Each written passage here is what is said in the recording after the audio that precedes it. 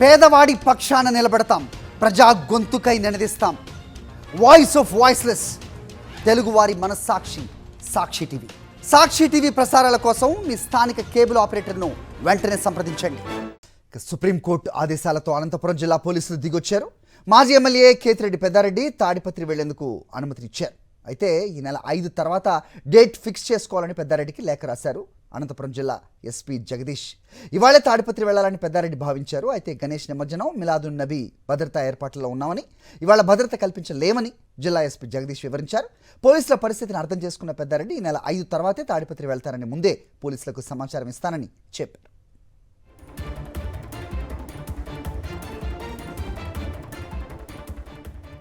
Right, ఇదే అంశంపై updates మా కరెస్పాండెంట్ శివారెడ్డి నుండి తెలుసుకుందాం. శివారెడ్డి, అంతా బాగానే ఉంది.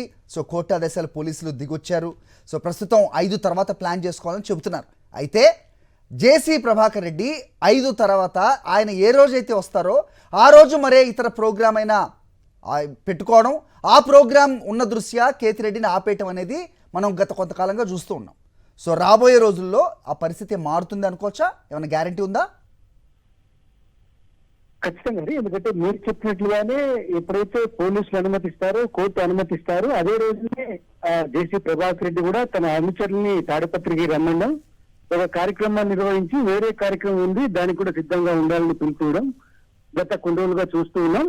ఈ రోజు కూడా కేతిరెడ్డి పెద్దారెడ్డి తాడిపత్రి వెళ్లాలని నిర్ణయించిన నేపథ్యంలోనే ఈ రోజు కూడా పెద్ద ఎత్తున తాడిపత్రికి రావాలని ఇప్పటికే జేసీ ప్రభాకర్ రెడ్డి పిలుపునిచ్చిన నేపథ్యంలో ఒక హై టెన్షన్ వాతావరణం తాడిపత్రిలో నెలకొంది. ఈ నేపథ్యంలోనే కొద్దిసేపు కిందట అనంతపురం జిల్లా ఎస్పీ జగదీష్ కేతిరెడ్డి పెద్దారెడ్డికి ఒక లేఖ రాశారు. ఈ రోజున జరగాల్సిన ప్రోగ్రామ్ ని వాయిదా చేసుకోండి, 5వ తేదీ తర్వాతన మీరు ప్లాన్ చేసుకోండి, ఆ డేట్ ను మేము సెక్యూరిటీ కల్పిస్తాము, చాలా క్లియర్ గా ఒక లేఖ విడుదల చేయడం జరిగింది. ఈ నేపథ్యంలోనే వినాయక చవితి, అదేవిధంగా మిలాద్ అనేది ఈ సెక్యూరిటీకి సంబంధించి ఇప్పటికే భద్రతా బలగాలు అక్కడ మోహరించినందున మీకు ఈ రోజున సెక్యూరిటీ ఇవ్వలేదు, సో 5వ తారీఖు తర్వాత మీరు ప్లాన్ చేసుకోండి అని చెప్పారు. అయితే ఇప్పుడు తాజాగా ఆ ఎస్పీ లేఖ తర్వాత జేసీ ప్రభాకర్ రెడ్డి మరో కార్యక్రమాన్ని అనౌన్స్ చేస్తారా, లేకపోతే 5వ తేదీ తర్వాత కేతిరెడ్డి పెద్దారెడ్డి ఇచ్చే డేట్ ఆధారంగా పోలీసులు నిజంగానే భద్రత కల్పిస్తారని దానిపైన పూర్తి స్థాయిలో ఒక ఉత్కంఠ వాతావరణం కనిపిస్తున్న నేపథ్యం. ఎందుకంటే